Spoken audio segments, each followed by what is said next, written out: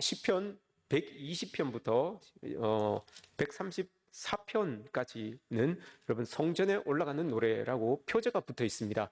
이 시편들은 이제 성전에 예루살렘으로 예배하러 올라가면서 성도들이 입으로 이제 흥얼흥얼하면서 노래 부르는 그런 시들이에요. 그래서 특징을 보면 이게 좀 짧아요. 짧기 때문에 성전에 올라가면서 입으로 부르면서 이렇게 지나가는 거죠. 근데 오늘 본문은 132편은 그 중에서도 좀 깁니다. 왜 이게 좀 긴가 하면 이 두 개의 노래가 합쳐진 노래예요. 첫 번째 10절까지, 오늘 우리가 읽은 이 10절까지는 다윗이 하나님 앞에 맹세하는 내용이에요. 그리고 그 뒷부분은 18절까지는 하나님께서 맹세한 다윗에게 자신도 맹세를 하는 거예요. 사실 여러분, 하나님은 맹세하실 분이 아니에요. 맹세가 필요 없는 분이에요. 우리야 인간이니까 여러분 서로 간에 맹세를 하고 뭐 이렇게 다짐을 하고 하지만 하나님은 여러분 완벽 그 자체잖아요. 말씀 그 자체가 하나님이시잖아요. 천지를 지으신 전능하신 분이기 때문에 누구에게 맹세하실 필요가 없어요. 그분 자체로 그냥 맹세 자체가 되는 거니까요. 그런데도 이 하나님께서 맹세를 하신 거예요. 뭐냐? 여러분, 이 맹세는 다윗이 한 맹세는 우리가 하나님 앞에 하는 맹세가 될 것이고, 하나님께서 다윗에게 화답으로 맹세해 주신 그 화답은 하나님께서 우리의 맹세에 화답해 주신다라고 하는 그런 의미가 있어요. 예배당을 올라가며 하나님 앞에, 하나님, 우리가 이런 기도, 이런 간구를 가지고 올라갑니다 라고 이렇게 기도하면 하나님께서 그래, 내가 네 기도를 들었다라고 이렇게 응답해 주시고 화답해 주시는 그런 의미를 가지고 오늘 132편이 다 쓰여져 있다는 것을 여러분 기억해야 됩니다. 근데 오늘 다윗이 왜 하나님 앞에 이런 맹세를 하였을까? 이게 여러분 우리가 알아야 되는 것 아니겠습니까? 이 다윗이 왜 이런 맹세를 했느냐라고 하는 것, 이걸 알기 위해서는 여러분 다른 다윗 이전 세대를 알아야 됩니다. 다윗 이전의 왕이 누구였습니까, 여러분? 이스라엘의 왕이 누구였습니까? 사울이었습니다. 사울 왕이었어요. 사울 왕의 때를 우리가 봐야 됩니다. 사울 왕을 여러분 하나님과 연계시켜서 한 줄로 평가한다면 사울은 하나님의 언약궤를 아주 소홀하게 생각했던 사람입니다. 아주 그냥 터부시했던 사람이 바로 이 사울이었어요. 네, 보세요, 여러분. 그 언약궤는 의미하는 바가 있습니다. 언약궤 안에 세 가지가 들어있다고 했어요. 그 세 가지는 뭐였습니까? 아론의 쌍난 지팡이와 만나를 담은 항아리와 집게 돌판, 이게 있어요. 그죠? 근데 이거 세 개가 다 의미하는 바가 있어요. 아론의 쌍난 지팡이는 왜 있습니까, 여러분? 하나님의 절대 주권을 이야기하는 거예요. 많은 지파들 중에 내가 레위 지파, 그 중에서도 아론을 택하였다라고 하는 거예요. 이게 절대 주권, 하나님의 절대 주권. 우리는 이 사람이 좋고 우리는 이 사람이 원하고 하지만 하나님은 이거다. 하나님은 이게 절대 주권이에요. 하나님의 절대 주권. 하나님을 믿는 백성들은 하나님의 절대 주권을 믿으면서 가는 거예요. 그래서 언약궤가 그 안에 언약궤 안에 아론의 쌍난 지팡이가 들어있는 거예요. 또한 만나를 담은 그 항아리는 여러분 뭘 의미하겠습니까? 광야에 여러분 아무것도 없잖아요. 광야에 아무것도 없지만 하나님이 우리를 굶기지 않는다. 어떤 상황 속에서도 하나님은 우리를 도우신다, 먹이신다, 입히신다. 이걸 여러분 의미하는 거예요. 그리고 율법이 들어져 있습니다. 돌판이 들어져 있어요. 하나님의 백성들은 하나님의 율법을 지키는 사람들이다. 하나님의 율법을 통하여 하나님을 만나며 살아가는 사람들이다. 이걸 의미하면서 그 안에 들어져 있는 거잖아요. 그러니 그 언약궤를 이렇게 볼 때마다, 언약궤를 성전에 두고 기도할 때마다, 예배할 때마다 그걸 되뇌이는 거예요. 하나님, 우리가 어떤 상황에 있든지 하나님은 그 옛날 우리 이스라엘 백성들에게 함께 하셨던 것처럼 지금 여기 예배하고 있는 나에게 하나님은 그들에게 베풀어 주셨던 동일한 은혜를 이곳에 임재하셔서 나에게도 주시는군요. 이 의미로서의 언약궤가 있는 거예요. 그래서 언약궤가 여러분 이스라엘 백성들에게 소중하게 여겨지는 겁니다. 지금 이 자리에서 하나님이 나에게 동행하셔서, 나와 동행하셔서 나를 도우시는군요 라고 하는 그런 의미가 담겨져 있는 게 이 언약궤예요. 그런데 여러분, 이 언약궤를 이스라엘 백성들이 언약궤를 제일 처음에 담당했던 게 엘리 제사장이잖아요. 이 엘리 제사장이 언약궤를 너무 쉽게 생각했어요. 너무 쉽게 생각했고 그의 아들들도 너무 쉽게 생각했어요. 그래서 사무엘상 4장에 보시면 이들이 블레셋과 전투를 하게 되는데 이 언약궤를 부적처럼 전장에 가지고 나갑니다. 하나님이 우리와 함께 하신다라고 하는 소리는 들었어요. 그래서 알고 있는 바, 그 언약궤를 가지고 가면 하나님이 싸워서 이겨주시겠지라고 하는 그 마음으로 이 언약궤를 부적처럼 들고 나간 거예요. 블레셋과의 싸움에 들고 나간 거예요. 근데 하나님은 부적처럼 여기는 그런 믿음에는 여러분 응답하지 않아요. 그러니까 여러분 블레셋과의 전투에서 저도 언약궤를 뺏깁니다. 언약궤를 뺏기고 나서 그 언약궤를 블레셋 사람들이 야 이제 우리가 언약궤를 뺏어갔다. 우리가 이겼다. 이 의미로 그 언약궤를 자기들이 섬기고 있는 신전에다가 갖다 두죠. 신전 앞에 딱 바칩니다. 자기들이 섬기고 있는 다곤 신에게 신이시여 당신이 도와주셔서 우리가 이스라엘을 이기고 이스라엘 신을 잡아왔습니다. 라고 하면서 그 다곤 신전에 둔 거예요. 신 대 신의 싸움이잖아요. 옛날 고대 전쟁은. 그죠? 졌어요. 이스라엘 백성들이 졌어. 언약궤를 다곤 신전에 딱 놨어요. 그 다음날 가니까 여러분 다곤 신의 목이 부러지고 팔다리가 끊어지고 허리가 떡 부러진 채 이게 그 언약궤를 향해서 이렇게 구부러져 있는 거예요. 그 다음엔 또 다른 지역으로 옮겨가고 하니까 가는 곳마다 전염병이 생기고 엉뚱한 일들이 일어나는 거예요. 그래서 블레셋 사람들이 뭐라고 생각합니까? 야 이거 언약궤 이거 이대로 우리가 가지고 있다가 우리 다 죽겠다. 이거 안 되겠다. 야 있던 곳으로 우리 돌려보내자. 라고 이렇게 돌려보냅니다. 돌려보내는 사이에 이게 없어져요. 돌려보내다가 실종이 됩니다. 그래서 이 쭉 넘어와서 사무엘상 7장에 보시면 언약궤에 대한 이야기가 쑥 사라져버려요. 7장 2절에 보시면 언약궤가 막 사무엘상 4장부터는 언약궤에 대한 이야기가 쭉 나옵니다. 그런데 사무엘상 7장 2절에 보시면 언약궤에 대한 이야기가 거기서부터 뚝 끊어져요. 그리고 난 다음에 그리고 난 다음에 사울이 왕이 됩니다. 사울이 왕이 되고 난 다음에 여러분 언약궤에 대한 이야기가 사울 끝날 때까지 없어요. 사울이 왕 위에 있었지만 그 왕 위에서 여러분 얼마나 좋은 일들을 많이 할 수 있었겠습니까? 왕의 권력을 가지고. 그런데 없어요. 언약궤에 대한 이야기가 없습니다. 아무 이야기도 없어요. 사울이 여러분 왕이 되고 난 다음에 제일 먼저 한 일이 전쟁이에요. 사울이 제일 처음에 왕이 되고 난 다음에 전쟁을 먼저 이렇게 치르는 것을 보게 되죠. 왜 이걸 보면 여러분 우리가 사울이 첫해 그냥 기름 부어졌을 때는 첫째, 둘째 해 정도는 사울이 그래도 하나님께서 기름 부어 세우신 왕으로서의 역할을 좀 감당하려고 해요. 그런데 그 이후부터는 아무 영향력이 없어요. 왕으로서의 영향력이 없어요. 왜 여러분 이스라엘 백성들은 언약궤를 중심으로 성전 중심의 언약궤를 중심으로 살아가는 백성들인데 그 언약궤가 없어요. 없는데도 불구하고 사울이 여러분 아무 조치를 취하지 않았을까요? 왜 그럴까요, 여러분? 사울은 아마 하나님의 눈길이 부담스러웠던 것 같아요. 우리가 여러분 그렇잖아요. 그 사람의 눈길이 우리를 계속 봐줬으면 하는 그런 마음이 있고 때로는 그 사람의 눈길이 부담스러울 때가 있어요. 정말 내가 그 사람을 사랑하고 서로 간에 사랑이 있고 관계가 좋고 하면 그 사람이 나에게서 눈을 떼기 싫어요. 오늘 방금 부부 찬양했던 것처럼 서로 여러분 바라보고 눈을 떼기 싫은 거예요. 서로 사랑하니까요. 딴 사람 보면 막 질투나고 때리고 싶고 그죠? 눈을 툭 찌르고 싶고 이런 거예요. 다른 사람 보고 막 이렇게 관심을 가지고 하면 그런 거예요. 그런데 서로 사랑하니까 계속 관심이 가는 거예요. 근데 여러분 좀 사랑이 좀 식어지고 이렇게 하면 그 괜히 부담스러워요. 저 사람이 감시하는 것 같고요. 저 사람이 나를 못 믿어온 눈치로 이렇게 보는 것 같고요. 사울이 지금 하나님의 언약궤를 하나님의 언약궤를 중심으로 살아가야 되는 백성임에도 불구하고 하나님의 언약궤를 찾지 않는다는 것은 하나님의 눈빛이 하나님의 눈길이 자기를 향한 눈길이 좀 부담스러운 거예요. 내가 잘못하면 하나님이 나를 혼내시지 않을까? 내가 이렇게 하면 하나님이 나를 이렇게 징계하시지 않을까? 이런 부담이 있는 거예요. 그래서 여러분 하나님의 언약궤를 찾지 않고 조금 하나님과 이렇게 거리를 두고 있는 이 사울의 모습을 볼 수가 있는 거예요. 이게 여러분 무려 40년이에요. 사울이 여러분 집권을 40년 동안 하잖아요. 40년 동안 이렇게 되는 거예요. 그 집권 동안에 하나님의 언약궤에 대한 이야기가 없어요. 아이러니하지 않습니까, 여러분? 이런 상황이에요. 더 나아가서 나중에 여러분 사울이 자기의 정권을 지키기 위하여서 자기의 권력을 지키기 위하여서 높당이라고 하는 곳에서 여러분 제사장이죠. 하나님의 백성들이죠. 하나님을 섬기는 그 제사장들 여러분 85명을 죽여요. 자기의 정권, 자기의 권력을 유지하기 위하여서 여러분 제사장들을 그냥 죽여버려요. 하나님의 말씀을 중심으로 살아간다면 이런 일들을 할 수가 없어요. 근데 여러분 보세요. 자기의 정권은 그 일로 인하여서 자기의 정권은 연장되어 있을 줄은 모르지만 그들의 사울의 영적인 여러분 삶은 다 무너지는 거예요. 영적인 관계를 하는가요? 영적인 관계를 여러분 그냥 다 깨지는 거예요. 이런 모습들을 여러분 다윗이 사울 옆에서 보고 있었어요. 때로는 때로는 사위로 사울 옆에서 사울이 어떻게 하는지를 보고 있었어요.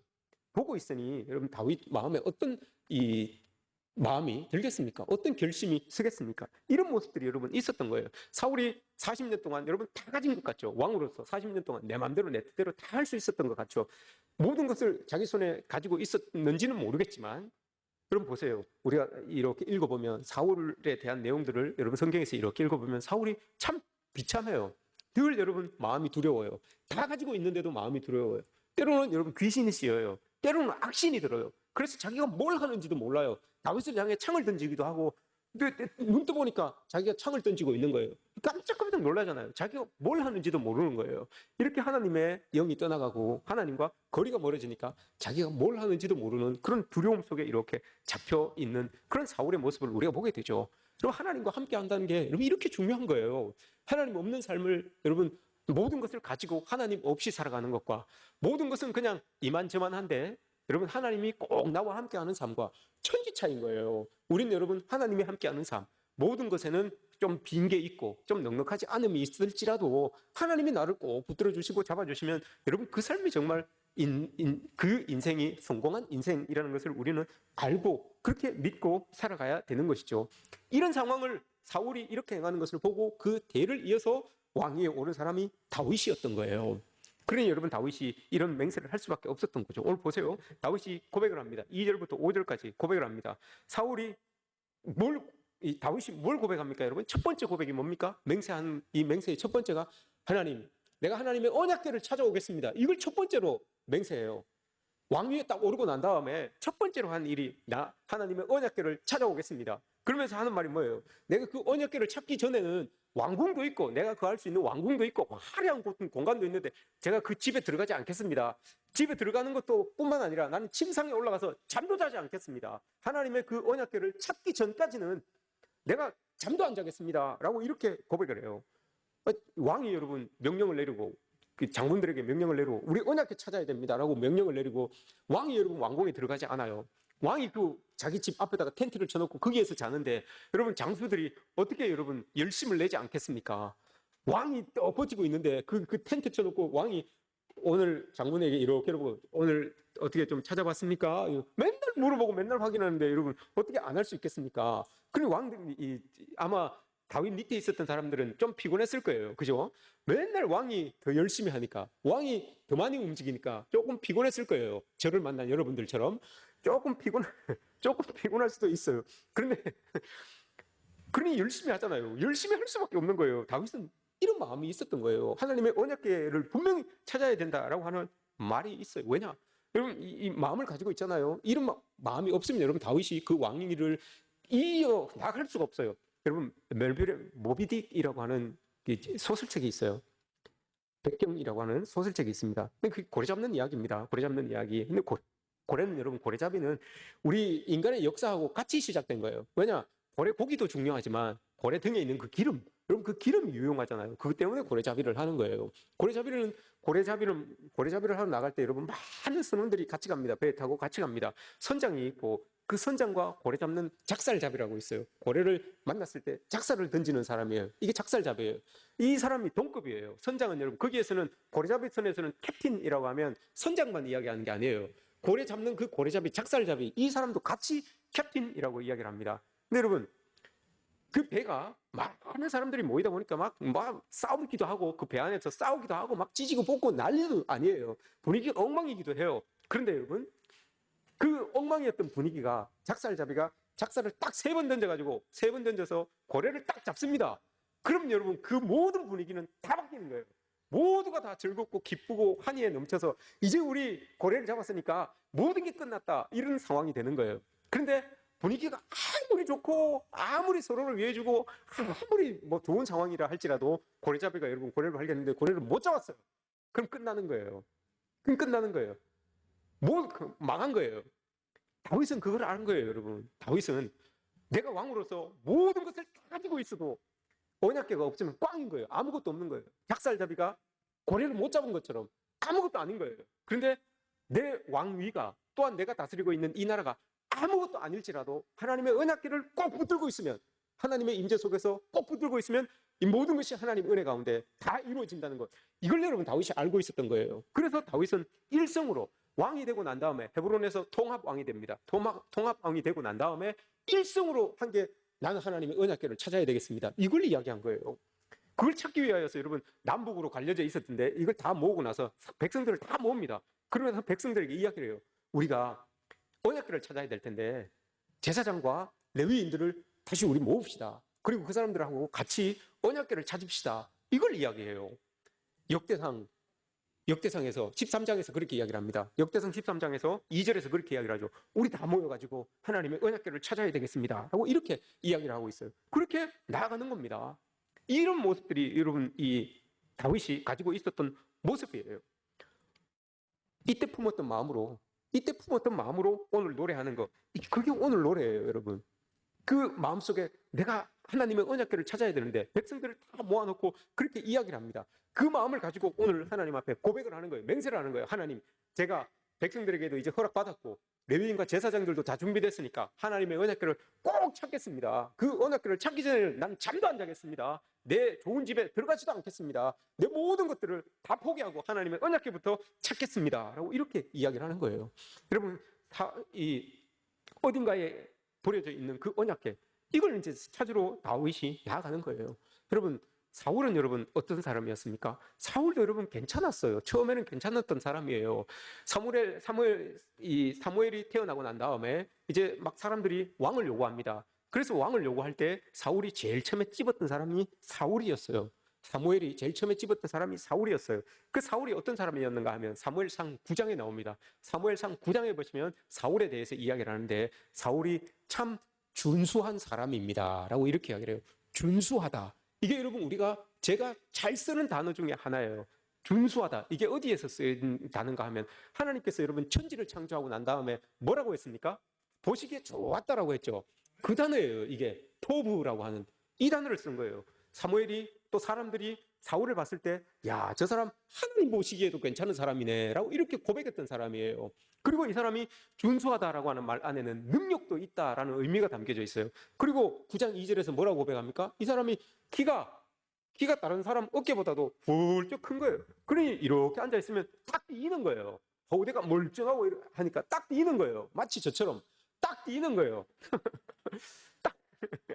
딱 뛰어서 사람에게 야, 저 사람 합시다라고 하면 사람들이 거부를 못하는 거예요. 맞아요, 저 사람 하면 되겠네요. 다 인정했던 사람이에요. 그만큼 인정했던 사람이에요. 그리고 여러분, 사람들이 인정해서 그 사람이 진짜 왕이 돼요. 사울이 왕이 됩니다. 그리고 난 다음에 사울이 왕이 되고 난 다음에 하나님의 은혜가 임합니다.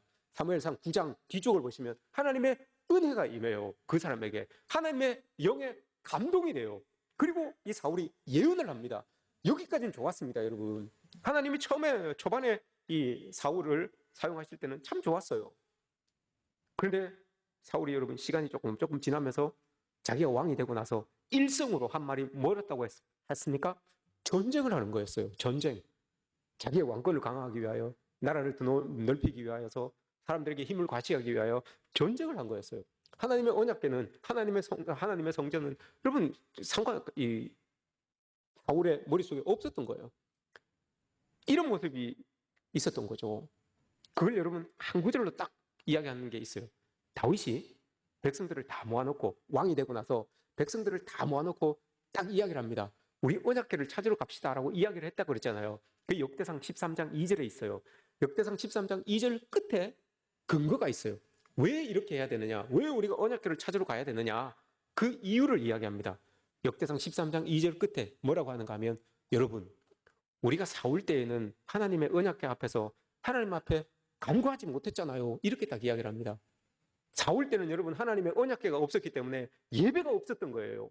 하나님 앞에 부르짖지 못했던 거예요. 그러니 여러분 삶이 이렇게 될 수밖에 없는 거죠. 한마디로 딱 고백하는 거예요. 사울이 그 오랫동안 40년 동안 이스라엘을 통치했지만 다윗이 여러분 딱 한마디로 이야기하는 거예요. 여러분, 사울 때는 우리가 여호와의 궤 앞에서 여호와 앞에 부르짖지 못했잖아요. 하나님을 찾지 못했잖아요. 딱 요 한마디로 딱 이야기를 합니다. 이게 사울이 보여주었던 모습이었어요. 다윗은 그걸 안 거죠. 그래서 여러분, 우리는 그러지 맙시다 라고 하면서 하나님의 언약궤를 딱 찾아야 됩니다 라고 이렇게 말한 거예요. 그러면서 오늘 이제 나가는 거예요. 그 마음, 이런 마음을 가지고 저는 하나님의 언약궤를 찾겠습니다 라고 다짐하면서 맹세하면서 찾으러 나가는 거예요. 그 고백이 오늘 본문인 거예요. 어떻게 고백하는가 한번 보십시오. 이 고백 안에도 절절한 마음이 담겨져 있는 거예요. 2절 말씀 보세요. 2절 말씀. 그가 여호와께 맹세하며 야곱의 전능자에게 서원하기를 야곱의 전능자라고 이렇게 이야기를 합니다. 여러분, 이스라엘 백성들은 야곱의 전능자라는 말을 잘 안 써요. 이스라엘의 전능자 이렇게 이야기를 합니다. 이스라엘의 전능자라고 이렇게 말합니다. 전능자라고 하는 말이 여러분 엘 샤다이라고 하는 말이에요. 하나님, 천지를 지으신 그 능력 있는 많은 하나님, 이 말이 엘 샤다이예요. 근데 이 엘 샤다이를 쓸 때는 이스라엘의 하나님 이렇게 이야기를 합니다.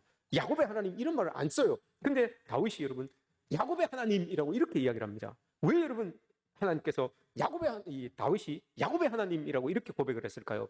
다 이유가 있어요. 야곱이 여러분 창세기 28장에서 자기 집을 떠나서 도망갈 때 이 돌베개를 자고 자다가 꿈에 사닥다리를 통해서 천사가 오르락내리락 하는 거, 하나님의 임재를 경험했어요. 그리고 눈을 번쩍 뜨고 난 다음에 자기가 베고 있던 그 돌을 가지고 기둥을 세웁니다. 기둥을 세우고 성전을 만들어요. 기둥을 세운다는 게 성전을 만든다는 거잖아요. 제단을 쌓는다는 거잖아요. 제단을 쌓고 난 다음에 거기에다가 기름을 부어요. 기름을 붓고 난 다음에 그 이름을 뭐라고 합니까? 벳엘, 하나님의 집입니다. 하나님의 집, 여기는 하나님의 임재가 있는 곳입니다. 하나님이 나와 만나 주신 곳입니다 라고 하는 그 상징인 거예요. 그래서 여기다 딱 그 돌을 세우고 기름을 싹 붓습니다. 기름을 붓는 게 여러분 뭐 별 대수일까 이렇게 생각하지만 별로 아니에요. 여러분, 길 떠나는 아들에게 그 당시에 엄마가 해줄 수 있는 가장 최선의 방법이 기름을 주는 거였어요. 왜냐, 돈을 줄 수가 없어요. 돈을 뭐 이렇게 하면 무겁기도 하고 그래요. 기름을 주는 거예요. 왜냐, 그때는 기름이 여러분 부피 대비 값으로 쳤을 때 이 기름이 제일 좋은 거예요. 여러분, 우리 옛날도 아닐 거예요. 요즘도 그럴 거예요. 참기름 있잖아요. 서울에서 명절 때 툭 내려왔다가 다시 집에 올라갈 때 부모님들이 여러분 뭐 싸주시던가요? 쌀도 주시고, 그죠? 다 좀 참기름 2병 건복조병에 딱 담아가지고 딱 주시잖아요. 그때는 여러분 그게 제일 귀했어요. 제일 값이 있었고요. 이때도 마찬가지인 거예요. 이 기름은 여러분 돈으로 환원이 돼요. 그리고 또 이 기름은 치료제가 되는 거예요. 치료제. 길 가다가 저기 자기 친정집에 갈 때까지 가다가 도중에 강도를 만날 수도 있고 이 독충을 만날 수도 있어요. 다치면 그걸 가지고 치료를 해야 되는 거예요. 근데 야곱이 여러분 그걸 가지고 자기한테 쓰지 않고 하나님의 임재를 경험한 그곳에다 다 부었다는 건 그건 어떤 의미를 가지고 있나요, 여러분? 내 생명도 내 인생도 내 앞길도 하나님 앞에 다 붓습니다. 다 의지합니다. 이런 의미를 가지고 있는 거예요. 그래서 그걸 다 부은 거예요. 다윗이 왜 야곱의 하나님이라고 고백을 했는가 하면 다윗도 마찬가지인 거예요. 내가 왕권을 가지고 이제 왕으로서 살아갈 텐데 하나님이 도와주시지 않으면 야곱이 기름을 부었던 그 심정으로 제가 하나님을 찾겠습니다. 하나님을 의지하겠습니다. 이 마음이에요. 야곱이 자기의 인생도 자기의 생명도 하나님 앞에 바쳤던 것처럼 고백했던 것처럼 나도 그가 하나님께 드렸던 그 마음, 저도 그렇게 고백하니 하나님 야곱을 도와주셨던 것처럼 저를 도와주십시오라고 합니다. 또 하나의 이유가 있습니다. 야곱이 여러분 그 기름을 붓고 난 다음에 하나님 앞에 맹세를 하죠. 똑같아요, 여러분. 다윗도 여러분 이렇게 하나님 앞에 맹세를 하잖아요. 야곱의 하나님이라고 부른 이유가 있어요. 야곱이 그렇게 하나님 앞에 기름을 드리고 예배를 드리고 난 다음에 맹세하였던 것처럼 저도 하나님 앞에 맹세합니다. 야곱이 하나님, 내가 나를 꼭 지켜주시고 다시 돌아오게 한다면 제가 하나님 앞에 11조를 드리고 하나님을 평생 떠나지 않을 것이고 성전을 지을 것이고 이런 고백을 했잖아요. 다윗도 마찬가지인 거예요. 다윗도 야곱의 하나님을 이야기한 이유가 야곱이 내가 돌아올 때 성전을 지을 것이고 이곳이 하나님의 성전을 지을 성전이 되게 할 것이고 라고 했던 그 고백이 있었기 때문에 다윗도 똑같이 여러분 야곱의 전능자라고 이렇게 고백한 거예요. 야곱이 했던 그 고백 그대로 저도 가지고 있으니까 하나님 이 고백대로 이루어 주십시오라고 이렇게 말하는 거예요. 우리가 여러분 성전이잖아요. 예수님도 그의 몸을 일컬어서 요한복음 2장에서 성전이라고 그랬고요. 사도 바울도 고린도전서 12장에서 우리 성전, 하나님의 임재를 모시고 있는 우리가 다 하나님의 성전이라고 하였어요. 그럼 여러분 우리도 야곱처럼 우리의 성전된 그 기둥 안에다가 기름을 부을 수 있어야 돼요. 우리의 인생의 앞길을 책임지고 있는 거기에다가 여러분 기름을 부을 수 있어야 돼요. 우리의 심령 속에도 하나님께서 우리에게 허락되어 주신 그 기름을 여러분 부을 수가 있어야 되는 거예요. 온전히 하나님 앞에 맡기고 하나님을 의지하면서 나갈 수 있는 그런 성전으로, 그런 속사람으로 우리를 만들어갈 수 있어야 되는 거예요. 우리 이 안에 성령께서 내주하시면 여러분 우리는 이런 은혜를 다윗이 고백한, 야곱이 고백한 이런 은혜를 우리도 누릴 수 있다는 거죠. 그리고 전능자라고 하는 이 말은 여러분 엘 샤다이라고 했어요. 모든 전능자라고 하는 단어는 여러분 다 엘 샤다이로 이렇게 번역이 돼요. 근데 여기에는 여러분 전능자가 다른 말로 번역이 됐어요. 엘 샤다이가 아니에요. 아비르라고 하는 말이에요. 아비르라고. 하나님은 나의 아비르입니다. 야곱의 아비르입니다. 이렇게 고백을 한 거예요. 이 아비르라고 하는 말이 뭔가 하면 날개예요. 날개. 하나님은 야곱의 날개가 되어서 그를 인생에서 날아오르게 하신 분이었습니다. 이거 고백을 하고 있는 거예요. 다윗이. 다윗도 마찬가지예요. 내가 전능자의 하나님, 하나님을 전능자로 고백한 이유가 나의 인생도 하나님이 나를 야곱을 날개 달아서 날아오르게 하셨던 것처럼 나에게도 하나님이 날개가 되어 주셔서 나를 날아오르게 해 주십시오. 이 고백이 여러분 이 안에 담겨져 있는 거예요. 이 마음을 가지고 다윗이 하나님 앞에 고백한 거예요. 전능자의 하나님이시오. 내가 그분에게 당신에게 맹세하니까 이 맹세대로 이루어 주십시오라고 이렇게 말하는 거죠. 하나님을 향한 다윗의 소망이 담겨져 있는 거예요. 나도 하나님이 날개를 달아줘서 내 인생 벌벌 날았으면 좋겠습니다. 이렇게 소망이 담겨져 있는 거예요. 그게 여러분 어디에서 시작된다고요? 언약궤를 찾아서 그 언약궤 앞에서 하나님 앞에 예배할 때부터 시작이 된다는 거예요. 그러니 여러분 그 언약궤를 어떻게 안 찾을 수 있겠습니까? 우리도 여러분 마찬가지 아닙니까? 전능하신 하나님이 우리에게 날개를 달아주셔서 우리를 여러분 날아오르게 하고 싶은, 날아올랐으면 하는 그런 마음들 다 있지 않습니까? 그게 어디에서부터 시작된다고요? 예배를 통하여서 전능하신 그 하나님을 찾을 때부터, 그 하나님과 만날 때부터 여러분 그게 시작된다는 거예요. 그러니 여러분 우리가 진정과 진정으로 예배해야 되는 게 맞는 거예요. 그렇게 하나님 앞에 나가야 되는 거죠. 그러니 여러분 어떻게 합니까? 이게 다윗이 여러분 가장 성공한 인생이에요. 그런 마음으로 하나님 앞에 나아가니 여러분 그 마음을 하나님께서 외면하시겠습니까? 들어주세요. 오늘 말씀 보세요. 6절 말씀. 우리가 그것이 에브라다에 있다 함을 들었더니 나무 밭에서 찾았도다. 찾잖아요. 그 마음을 가지고 찾으니까 찾아요. 에브라다라고 하는 것은 여러분 기랏 여아림입니다. 기랏 여아림. 이거 별로 멀지 않아요. 예루살렘에서. 결국 멀지 않은 곳에 있어요. 숲속에 그냥 툭 처박혀져 있었던 거예요. 근데 마음을 먹고 가서 찾으니까 찾게 지는 거예요. 여러분 하나님이 이런 거예요. 하나님은 우리 멀리 계신 분이 아니에요. 우리가 마음이 없어서, 사울처럼 마음이 없어서 하나님을 찾지 못하는 것이지, 찾지 않는 것이지, 하나님이 멀리 있어서 여러분 우리가 찾는데도 찾아지지 않는 그런 분이 아니라니까요. 가까이에 있어요. 그런데 찾지 않으니까, 사울이 찾지 않으니까 못 만난 거예요. 찾아지지 않은 거예요. 근데 다윗은 여러분 찾으니까 찾아지잖아요. 오늘 그걸 우리가 어떻게 하는가 하면 6절 말씀에서 여러분 밭에서 찾았도다라고 이렇게 말씀하시잖아요. 찾았도다. 이건 여러분 다윗 입장에서는 찾았도다라는 말이지만 하나님 입장에서는 드러내셨다 이 말이에요. 드러내셨다. 네가 찾으니까 내가 나를 드러낼게, 이런 의미예요. 이게 어디에 나와 있는가 하면, 어디에 쓰여지는가 하면 여러분 마태복음 7장 7절에 여러분 우리가 잘 알고 있죠. 이게 뭡니까? 마태복음 7장 7절에 마태복음 7장 7절에 구하는 이가 구하라 그리하면 너희에게 주실 것이요, 찾으라 그러면 찾을 것이니, 그죠? 찾으라 그러면 찾을 것이니, 요게 여러분 요 단어예요. 찾으라 그러면 찾을 것이요. 이게 무슨 뜻입니까 여러분? 우리가 하나님 앞에 기도하고 간구하고 하나님께 원하면 하나님은 우리가 기도하는 그 일에서 하나님을 드러내실 것이다 이 말이에요. 그러니 여러분 우리가 안 찾을 수 있겠습니까? 이게 여러분 마태복음 7장 7절 말씀의 뜻이에요. 우리가 하나님 앞에 막 간구하고 찾았더니 하나님께서 내가 찾은 그 일 속에서, 내가 원했던 그 일 속에서 하나님이 일하신다는 것을 드러내시는구나. 이게 여러분 찾는다라고 하는 뜻이에요. 오늘 말씀도 마찬가지인 거예요. 다윗이 그 마음을 가지고 찾으니까 하나님이 자신을 드러내신 거예요. 그러니 눈에 보인 거죠. 이걸 우리가 알아야 된다는 거예요. 그래서 여러분 우리는 하나님 앞에 찾으면서 나아가는, 하나님 앞에 간구하며 나아가는 그런 인생들이 되어야 되는 거예요. 그러니 여러분 이런 마음을 가지고 하나님 앞에 맹세도 하고 나아가서 찾았으니 얼마나 여러분 다윗이 기쁩니까? 우리는 여러분 다윗이 언약궤가 들어올 때 어떻게 했다고 했습니까? 다윗이 언약궤가 들어올 때 어떻게 했다고 했어요? 막 즐거워서 뛰며 춤추며 바지가 내려갔다 그랬잖아요. 이제 이유를 알겠습니까 여러분? 바지가 내려갈 정도로 기쁘고 즐거웠던 이유를 알겠습니까? 이런 간절한 마음이 있었던 거예요. 이런 간절한 마음이 있었으니까 정말 그 간절한 마음이 이루어진 거예요. 이루어지고 그 법궤가 이제 딱 들어오니까 너무너무 즐겁죠. 그러니 여러분 어떻게 가만히 있을 수 있겠습니까? 덩실덩실 춤을 춘 거예요. 그러니까 여러분 바지가 벗겨지는 거잖아요. 사무엘하 6장에 있습니다. 그 내용이. 사무엘하 6장에. 덩실덩실 춤을 추잖아요. 이루어지니까요. 심지어 여러분 그 법궤가 들어오는 게 너무 좋으니까 6발걸음 이렇게 갑니다. 제사장들이 법궤를 메고 6발걸음, 6걸음을 가요. 그러면 다음에 스톱! 소 한 마리 잡아가지고 하나님 앞에 감사합니다. 하나님 감사합니다. 그리고 예배를 드려요. 그리고 또 6발짝 갑니다. 스톱! 또 소를 잡아갖고 예배를 드립니다. 하나님 감사합니다. 하나님 감사합니다. 또 6걸음 갑니다. 그게 몇 마리가 들어갔겠습니까, 여러분? 송아지가. 그게 여러분 다윗이 어리석어서 그랬겠습니까? 다윗이 여러분 뭐 재산이 많아서 그랬겠습니까? 아니에요, 여러분.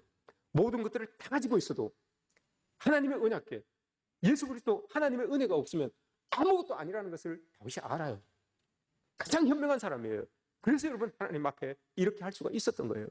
이런 은혜를 다윗이 알고 있는 거죠. 하나님만 나와 함께 하신다면, 하나님이 나와 동행해 주신다면 끝난다. 이걸 다윗은 알고 있었어요. 이건 끝이다. 다 알고 있었어요. 정말 다윗처럼 그렇게 다윗의 그 알고 있는 믿음처럼 그렇게 해주시잖아요. 다윗 하나님께서. 그게 여러분 11절부터 하나님이 다윗에게 응답하신 내용이에요. 하나님이 다윗을 보고 야 다윗 네가 그런 마음을 가지고 있었단 말이야. 좋아 그러면 나도 내가 화답을 할게 라고 이렇게 이야기를 합니다. 그러면서 하나님께서 11절부터 18절까지 화답으로 해주신 말씀이에요. 그게 다 이루어졌잖아요. 뭘 이야기합니까? 첫 번째 보세요. 12절 말씀에서 이렇게 이야기합니다. 왕이니까, 다윗이 왕이니까 제일 중요한 게 여러분 왕권 유지 아니겠습니까? 12절에서 내 자손이 내 언약과 그들에게 교훈하는 내 증거를 지킬진대 그들의 후손도 영원히 내 왕위에 앉으리라. 너뿐만이 아니라 네 자식뿐만이 아니라 네 후손도 왕위가 끄떡없을 거다. 이렇게 딱 이야기를 하죠. 그게 여러분 예수 그리스도까지 이어진 거 아닙니까? 그렇게 예수님까지 이어졌잖아요. 하나님을 여러분 그렇게 째째한 사람으로, 째째한 분으로 만들지 마십시오, 여러분. 하나님은 한번 하신다고 하시면 하시는 분이에요. 후회하지 않으세요. 한번 마음먹으신 일은 꼭 하고 많은 그런 분이 하나님이에요. 다윗이 여러분 이렇게 간구했더니 하나님은 생각지도 않았던 거예요. 다윗은 자기 왕권이 좀 어떻게 잘했으면 좋겠다라는 그런 마음이 있었겠죠. 근데 하나님은 여러분 두 발, 세 발 앞서가셔서 네 자녀도, 네 자녀의 후손까지도 내가 왕권 끄떡없게 만들어줄게 딱 이야기를 하잖아요. 얼마나 여러분 하나님 멋있는 하나님입니까? 우리가 기도를 이렇게 해도 여러분 하나님은 찰떡같이 알아듣고 저 멀리까지 이루어주시는 분이 하나님이에요. 이런 하나님을 여러분 우리가 예배하고 찬양하는 겁니다. 그 하나님이 우리를 도우신다는 그 믿음을 가지시기를 주님의 이름으로 축복합니다. 두 번째 여러분 뭘 이야기를 합니까? 15절 말씀 보세요. 왕이니까 여러분 그래도 백성들이 걱정이 돼요. 백성들이 걱정이 되니까 여러분 이름 15절에 내가 이 성의 식료품에 풍족히 복을 주고 떡으로 그 빈민을 만족하게 하리로다. 여러분 이게 뭡니까 여러분? 왕이니까 여러분 백성들을 다스려야 되잖아요. 이런 말이 있습니다. 가난은 나라님도 구제하지 못한다라고 이런 말이 있잖아요. 그죠? 백성들이 가난하고 배고프고 하면 왕을 향하여서 원망이 나옵니다. 막 엉뚱한 일들을 모색합니다. 그런데 여러분 하나님 뭐라고 합니까? 그 땅에 그 성의 식료품을 내가 축복하여 주셔서 헐벗고 굶주리는 사람이 아무도 없게 한 사람도 없게 하겠다라고 이렇게 말씀하세요.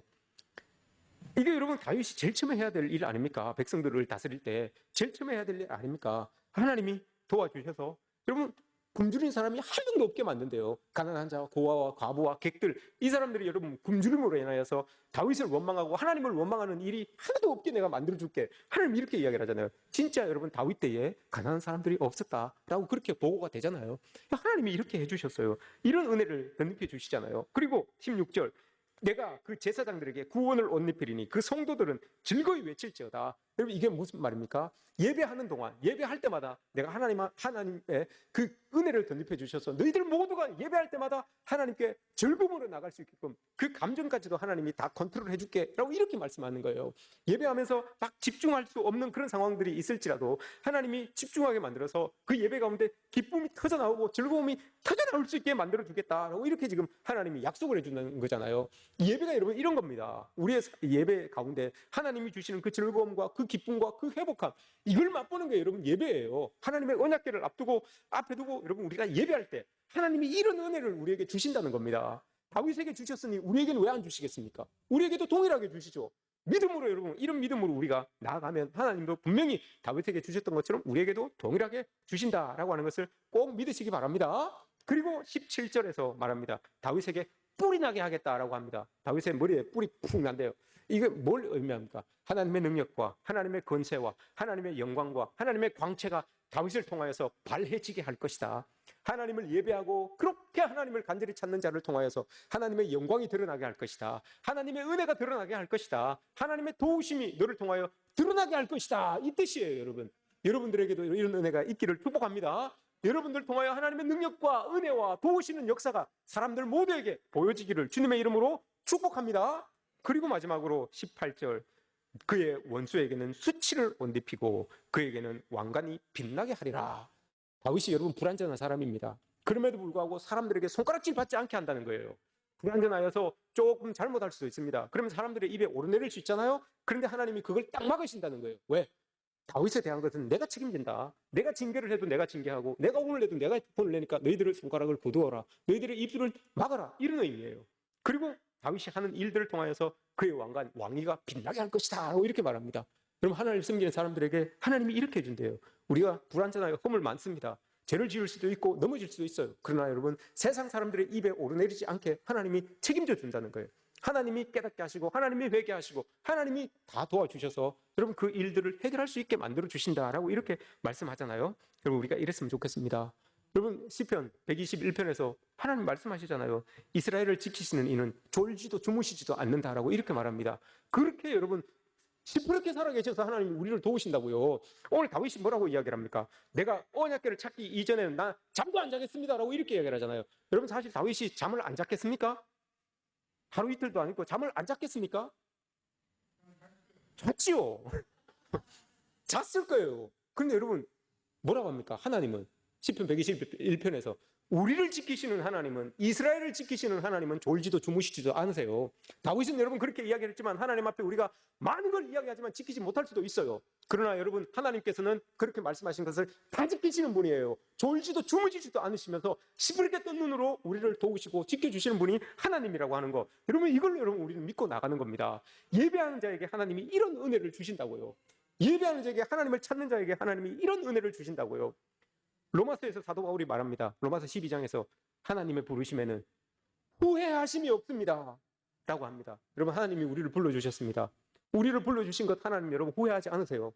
우리를 부르셔서 하나님의 백성 삼으신 것 하나님 후회하지 않으십니다. 대신에 후회하지 않으시고 오늘 다윗에게 이야기하셨던 그 예배할 때마다 부으시는 은혜를 우리에게 주신다고 약속해 주셨습니다.